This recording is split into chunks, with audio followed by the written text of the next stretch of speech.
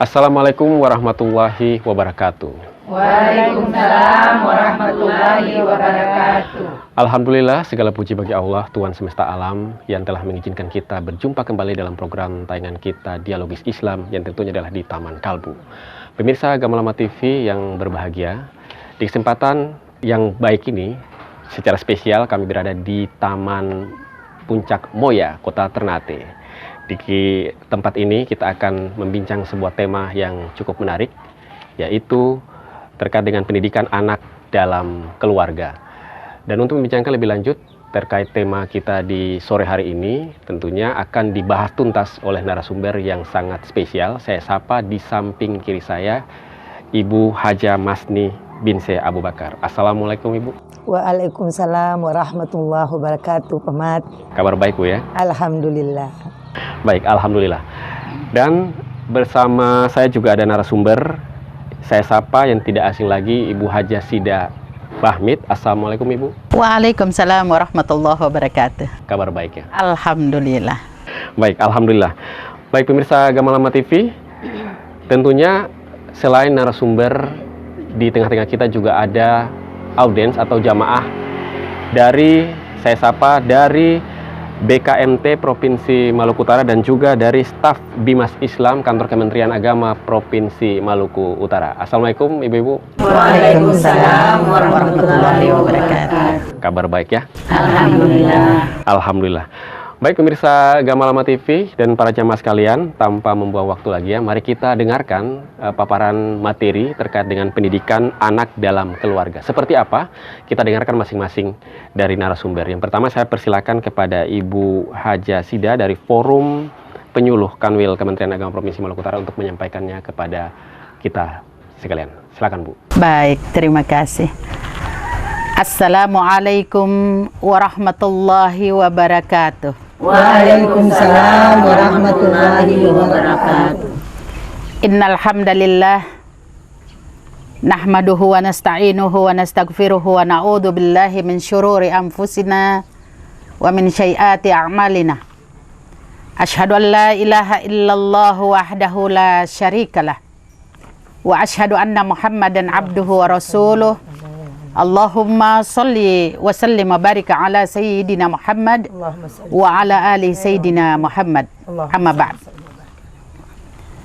Puji syukur kita panjatkan kehadirat Allah Subhanahu wa taala atas nikmat dan karunia-Nya. Alhamdulillah, di sore hari yang mubarakah ini, subhanallah, kita melihat di sekeliling kita alangkah indahnya ciptaan Allah. Dan apa yang kita nikmati saat ini tidak semua orang bisa menikmatinya. Oleh karena itu kita bersyukur kepada Allah.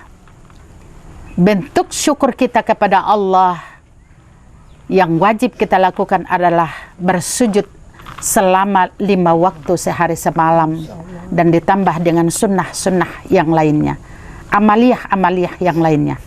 Ini adalah bentuk syukur kita kepada Allah. Dan insya Allah mudah-mudahan kita selalu berdoa agar supaya kita tetap istiqamah untuk mempertahankan pegangan kita yang hakiki dunia wal akhirah, yaitu Al-Quranul Karim dan sunnah Rasulullah Sallallahu Alaihi Wasallam, yaitu Al-Hadis. Amin ya Rabbal Alamin. Salawat dan salam kita kirimkan kepada junjungan kita Nabi besar Muhammad Sallallahu Alaihi Wasallam, manusia yang mulia di hadapan Allah bersama seluruh makhluk ciptaan Allah, manusia yang sudah dijamin keberkahannya memasuki surganya Allah, manusia yang diharamkan Allah memasuki neraka jahanam, dan manusia yang memberikan syafaat dan manfaat kepada seluruh umat manusia yang ada, bahkan seluruh makhluk hasil ciptaan Allah Subhanahu wa taala. Dialah Muhammad Sallallahu Alaihi Wasallam. Insyaallah mudah-mudahan apa yang beliau amanahkan dapat kita jalankan sampai datangnya ketentuan dari Allah Subhanahu wa taala. Amin ya rabbal alamin. Pemirsa Gamalama TV yang dirahmati Allah Subhanahu wa taala, jamaah sekalian yang berbahagia.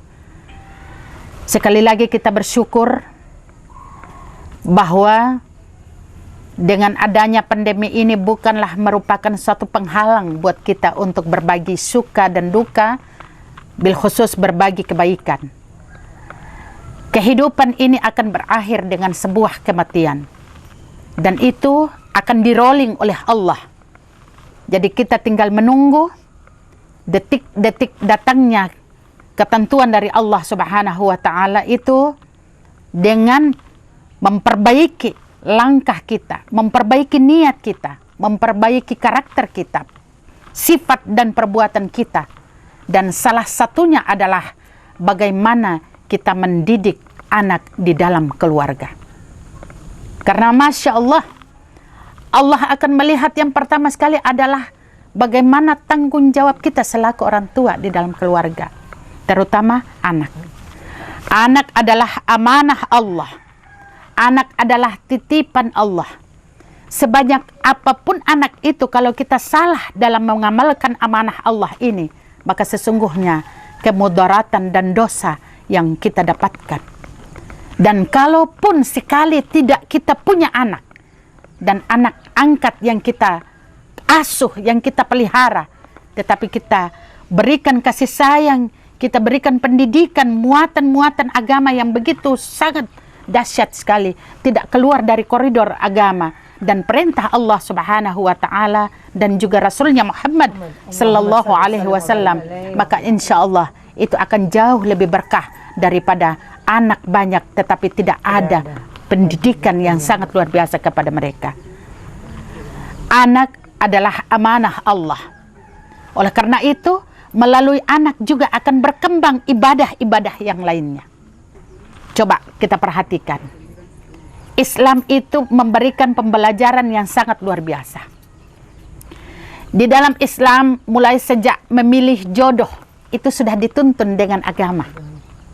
Masya Allah. Kita, jamaah yang hadir di sini, mungkin sudah berkeluarga semua.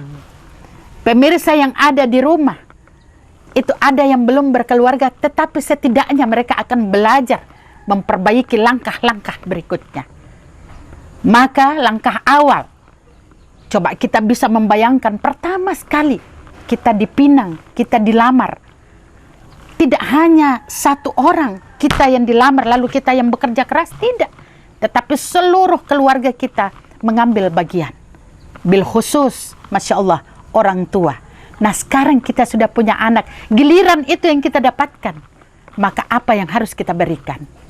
Saya ingatkan kepada kita semua, di dalam keluarga itu yang pertama sekali yang harus kita ingat, Rasulullah memberikan isyarat kepada kita. Yang pertama sekali 40 hari Allah memberikan titipan di dalam kandungan seorang perempuan dengan nutfah, tetesan nutfah.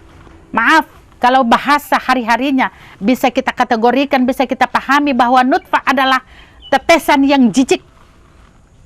Tetapi subhanallah, dikembangkan dengan amanah Allah, dikembangkan dengan kemuliaan Allah, dengan kuasa Allah. Dari nutfah itu dia berubah menjadi mudghah. Ya Allah, ya Rabb, inilah yang akan terjadi. Lalu kemudian embrio, bahasa ilmiahnya, embrio ini akan berkembang seterusnya. Lalu kemudian kita saling menatap satu dengan yang lain. Inilah hasil dari nutfah itu, titipan Allah itu melalui suami yang sah. Ingat, suami yang sah. Karena mohon maaf pemirsa yang ada di rumah, kejadian pandemi ini kita lihat banyak sekali yang memanfaatkan situasi dan kondisi dengan hal-hal yang dilarang oleh agama. Na'udzubillahi min dalik. Kita berdoa mudah-mudahan tidak terjadi itu. Kita berdoa bukan hanya untuk keluarga kita, tetapi seluruh muslim yang ada, agar supaya tidak sampai terjerumus kepada hal-hal yang tidak disukai oleh Allah Subhanahu wa Ta'ala. Oleh karena itu di dalam Al-Quran surah At-Tahrim, Allah Subhanahu wa Ta'ala memberikan ketegasan yang sangat luar biasa. A'udzu billahi minasyaitonir rajim. Bismillahirrahmanirrahim. Ya ayyuhalladzina amanu qu anfusakum wa ahlikum nara wa quduhan nasu wal hijarah. Wahai orang-orang yang beriman, orang beriman yang ditegur Allah. Allah tidak mengatakan ya ayuhan nas kepada seluruh manusia. Maka oleh karena itulah ada perbedaan antara manusia satu dengan manusia yang lain. Mohon maaf, ada keluarga yang diberikan kecukupan yang sangat berlebihan, tetapi keluarga itu tidak merasakan ketentraman sedikit pun, justru malah petaka yang mereka rasakan. Ada keluarga yang diberikan harta benda dan kecukupan yang sangat minim sekali, tetapi kebahagiaan yang sangat luar biasa mereka rasakan. Maka disitulah perbedaan antara manusia dengan orang-orang yang beriman. Maka Allah menyetir, ya ayyuhalladzina amanu, orang yang beriman. Ku anfusakum, jaga dirimu dan keluargamu.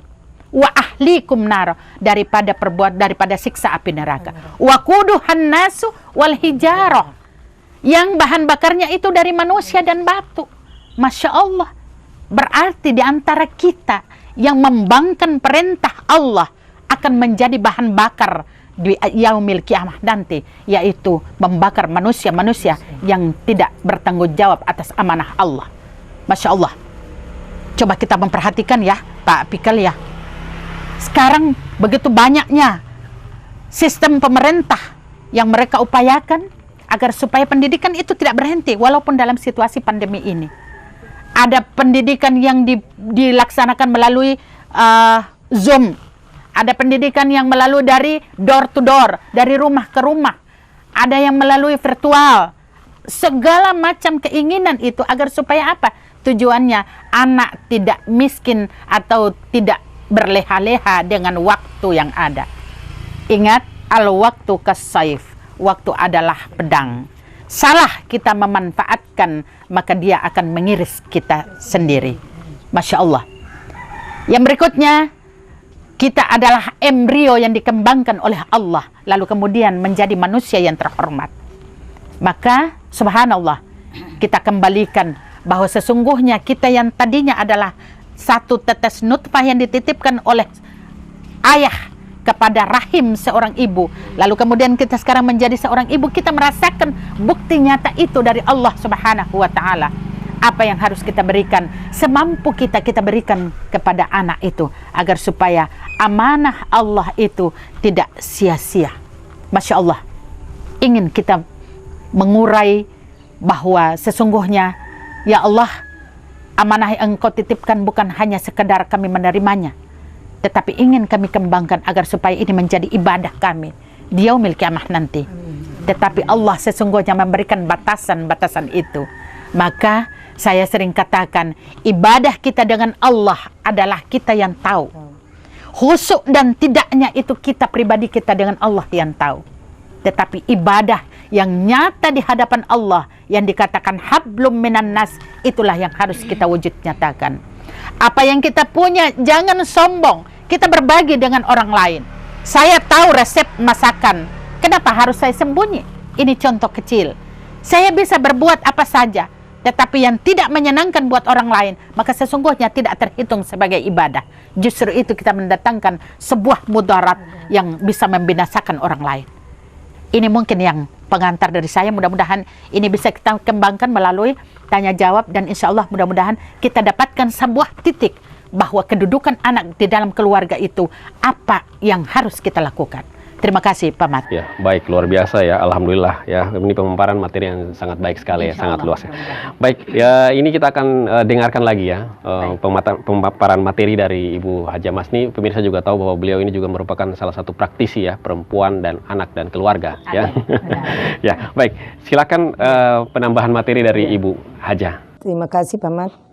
Assalamualaikum warahmatullahi wabarakatuh. Waalaikumsalam warahmatullahi wabarakatuh. Alhamdulillahi rabbil alamin, wa bihi nasta'in ala umri dunya waddin, wassalatu wassalamu ala asrafil anbiya wal mursalin, wa ala alihi wa sahbihi ajma'in. Ashhadu an la ilaha illallah wahdahu la syarikalah, wa ashhadu anna Muhammadan abduhu wa rasuluh, amma ba'du. Yang saya muliakan Pak Mat, Ibu Sida, dan jamaah yang insya Allah kita semua dimuliakan Allah Subhanahu wa Ta'ala. Alhamdulillah wa syukurlah, setelah kita sudah mendengar apa yang diberikan oleh Ibu Hajah Sida tadi, saya ingin menambahkan ya, bahwa memang tadi sudah surat At-Tahrim ayat 6 yang berbunyi bahwa allazina amanu qu anfusakum wa ahlikum nara. Allah bilang, lindungi anakmu, dirimu, anak keturunanmu dari siksa api neraka. Itu berarti bahwa kita orang tua ya, Pamat dan kita semua, bahwa kita punya tanggung jawab.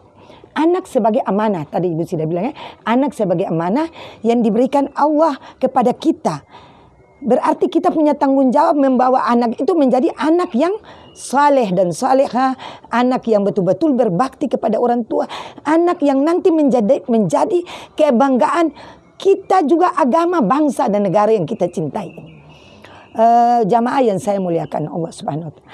Dalam kaitannya dengan tadi kalau kita lihat di ayat Al-Qur'annya yang sudah dijelaskan, kita perlu bersyukur. Memang kadang kita tidak diberikan anak, tetapi itu semua tadi diberikan ujian ya, Ibu saja. Ujian karena ada hal-hal yang Allah ingin mungkin kalau misalnya anak kita diberikan anak nanti ada jadi mudarat misalnya ya. Sehingga Allah tidak memberikan kita anak, tetapi kan kita bisa mengambil piara anak orang lain. Dengan demikian memelihara anak orang lain berarti kan kita membantu, apalagi kebetulan anak-anak yatim ya. Saya ingin sampaikan bahwa prinsip kita sebagai orang tua ya, di dalam keluarga, kita harus supaya anak itu merasa dekat dengan kita. Yang pertama, kita mengajar anak tadi untuk melaksanakan agama dengan benar ya, melaksanakan agama dengan baik, melaksanakan hablum minallah dengan betul-betul jaga salat ya. Dari mulai mereka kecil sampai mereka besar, kita harus menjadikan mereka anak-anak yang selalu berakhlak mulia. Kalau saya kebetulan dulu saya sebagai di Dinas Pemberdayaan Perempuan, ada yel-yel, sudah saya ingin tambahkan yel-yel anak-anak ya, yang harus melekat pada diri anak-anak. Sehingga anak-anak itu ke depan insya Allah akan menjadi kebanggaan keluarga, agama, bangsa dan negara. Pertama, anak Indonesia, termasuk anak kita di Maluku Utara, anak-anak kita ya, termasuk anak saya, anak-anak Ibu Sida, anak Pamat, kita harus berakhlak mulia, bertingkah laku yang baik ya, berakhlak mulia, harus menunjukkan sikap yang baik, sikap di antara sesama, saling mencintai, saling menyayangi, menjaga akhlak, menghormati yang lebih tua, menyayangi yang lebih muda ya, itu berakhlak mulia. Anak Indonesia harus sehat, harus minum makanan yang bergizi, kita berikan vitamin ya untuk anak-anak kita, sehingga anak kita tumbuh sehat, tumbuh kembangnya insya Allah mulai dari 0 sampai 5 tahun sampai mereka dewasa, mereka sehat walafiat ya. Anak Indonesia tadi sudah 2 ya, saya bilang tadi berakhlak mulia, sehat. Anak Indonesia harus mandiri. Kita kesempatan orang tua harus memberikan anak-anak supaya bisa membiasakan mereka bisa berdiri sendiri, bisa melaksanakan hal-hal itu sendiri. Jangan kita selalu membantu mereka terus, jangan, sehingga mereka kelak kalau dewasa mereka bisa membentuk diri mereka untuk bisa bekerja sendiri, bisa membantu orang lain dengan hal-hal yang positif. Mandiri ya. Sukses, kita harus menyuruh mereka sekolah, belajar agama, keseimbangan, belajar dunia, belajar akhirat, untuk mendapat keseimbangan dalam kehidupan mereka kelak, sehingga kehidupan mereka terjamin, bisa berbahagia dan bisa melaksanakan hal-hal yang positif, menjadi teladan untuk anak-anak yang lain ya. Sukses, mandiri, sukses, bersaing sehat ya, di dalam ilmu pengetahuan mereka bisa harus melebihi orang lain ya. Kalau temannya mungkin dapat nilai A, kenapa tidak dia mendapat nilai A+? Berlomba di dalam untuk kebaikan, bersaing untuk kebaikan. Itu anak harus bersaing sehat. Jadi jangan bersaing yang anak itu sana minum, ketoleh minum. Ya, itu jangan ya, bersaing. Jadi hal-hal kecil ini yang nanti kita tanamkan untuk anak-anak kita, sehingga mulai dari mereka lahir sampai insya Allah mereka besar, mereka bisa membawa diri yang lebih baik ya. Bersaing sehat. Katakan narkoba no, prestasi harus oke. Itu ya, anak-anak Kalau minuman keras, narkoba harus menjauhi. Kita harus didik mereka ya. Mungkin didikan dalam cara pendidikan agama yang benar. Sehingga mereka tidak boleh terlibat di dalam minuman keras, narkoba, hal-hal lain yang negatif. Penyalahgunaan minuman keras, terus mereka berantem, tidak boleh sama sekali. Kita menjaga mereka, akhlak mereka pergaulan bebas ya, harus hindari itu. Yang terakhir, mereka harus menjadi kebanggaan keluarga, mulai keluarga sebagai unit terkecil di dalam masyarakat. Keluarga yang akan membawa mereka menjadi baik ya. Kan dikatakan bahwa ibu, terutama keluarga, terutama ibu, ya, ummi madrasatul ula, ya, ibu guru utama dan pertama. Sebelum anak itu ke sekolah, sebelum anak itu ke masyarakat, kita harus didik mereka dengan menjaga ibadah mereka dengan baik, ya.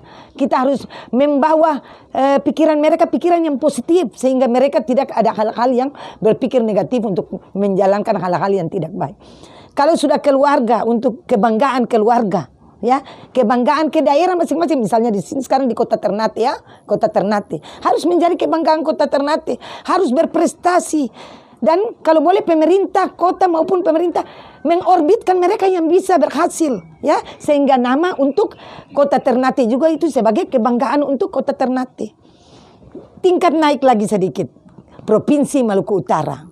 Provinsi Maluku Utara juga harus bangga ya bahwa anak-anak ini kan anak kita sekarang kan prinsip hidup kalau di dalam Dinas Pemberdayaan Perempuan ya dari Kementerian, anak itu anak kita, semua anak kita. Semua anak kita. Anak bunda juga anak saya, anak pamat anak saya. Kenapa dikatakan demikian? Karena perlindungan anak dari kekerasan, dari kejahatan, dari diskriminasi, tanggung jawab bukan cuma orang tua, pemerintah, ya, tanggung jawab pemerintah, tanggung jawab yang lebih tinggi terakhir kebanggaan NKRI, Negara Kesatuan Republik Indonesia. Kalau anak kita juara misalnya, lulus Maluku Utara kan pun nama diorbitkan sampai di pusat. Nah, ini kebanggaan untuk Negara Kesatuan Republik Indonesia. Sehingga hal-hal ini yang harus kita tanamkan mulai dari anak itu lahir. Kan tadi Ibu Haja Sida sudah bilang, kalau boleh anak di dalam kandungan tuh jangan cuma menyanyi-menyanyi yang lagu-lagu ini. Kita apa dengan salawat, Allahumma salli wa sallim ala sayyidina Muhammad. Dengan anak tumbuh dengan anak punya batin itu sudah dekat dengan Allah dan tanamkan cinta kepada Rasul Sallallahu Alaihi Wasallam. Hal-hal ini yang betul-betul kita harus menjaga sehingga anak-anak kita harus betul-betul menjadi anak-anak yang baik. Ya, terima kasih, ya. mungkin itu dari saya. Baik, luar biasa sekali ya. Baik ya, ini sangat lengkap ya. Berarti memang iya sangat lengkap. Ya, anak ibarat seperti mutiara atau berlian ya, yang harus menjadi sebuah kebanggaan kita bersama. Baik, kita akan break sebentar di segmen berikutnya untuk sesi bertanya. Ini pemaparan materinya sangat lengkap ini. Mungkin ada banyak pertanyaan di kepala para jemaah sekalian yang ingin bertanya. Ditahan dulu, disiapkan pertanyaan yang menarik, nanti disampaikan di sesi berikut. Pemirsa Gamalama TV, jangan beranjak dulu dari layar kaca Anda. Taman Kalbu masih dengan tema pendidikan anak dalam keluarga akan kami lanjutkan setelah jeda komersial berikut ini. Tetaplah bersama kami.